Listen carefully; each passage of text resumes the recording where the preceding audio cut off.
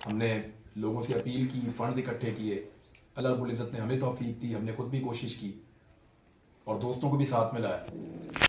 और जो अमन कमेटी के दोस्त हैं उन्होंने जिस तरीके से सर्वे मुकम्मल किए, जिस तरीके से पूरे बलूचिस्तान में फैल कर उन्होंने काम किया, जिस तरीके से वो हर जगह पहुँचे कम वसाइल के बावजूद, और जिस तरह उन्होंने बेवाओं को, यतीमों को, माजूरों को, बुज़ुर्गों को और ऐसे लोग जो बहुत ही लावारिस या जिनके पास बहुत कम पैसे हैं या बहुत गरीब हैं, जो अपने घर दोबारा नहीं बना सकते, उनको शॉर्ट लिस्ट किया, उनकी लिस्टें बनाई, उनके आदाद शुमार इकट्ठे किए और फिर उन सब के घर बनाए।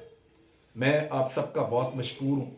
अल्लाह ताला आप लोगों के काम में बरकत डाले, इसी तरह डटे रहिए और अल्लाह ताला पाकिस्तान को इस तरह की आफात से महफूज रखे।